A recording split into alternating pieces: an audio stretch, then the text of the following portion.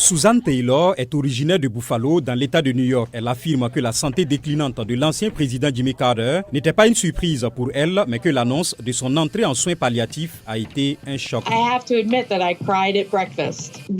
Je dois admettre que j'ai pleuré au petit déjeuner. C'était un peu une sonnette d'alarme pour moi, que nous allons le perdre à un moment donné.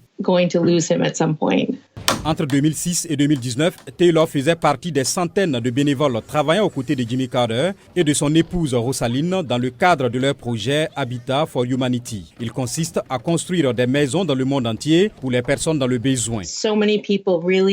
Tant de gens l'apprécient vraiment, il y a eu un tel impact et ça va être très difficile de clore ce chapitre. Jonathan Alter a passé 5 ans à écrire une biographie sur Jimmy Carter intitulée His Very Best, qui lui a permis d'interviewer et d'observer l'ancien président avant que sa santé ne décline. Quand on fait le bilan de sa vie, elle a été pleine. 98 ans, le président qui a vécu le plus longtemps, marié pendant près de 77 ans. Jimmy Carter a perdu la présidence lors d'une défaite retentissante en 1980 face à Ronald Reagan. Alter estime que sa popularité accrue est due à son bénévolat au sein de l'ONG Habitat pour l'Humanité, ses efforts pour promouvoir la paix et lutter contre les maladies tropicales négligées par le biais des programmes du Centre Carter et à sa voix de politiciens chevronnés et d'hommes d'État âgés. Il a d'ailleurs reçu le prix Nobel de la paix en 2002. Même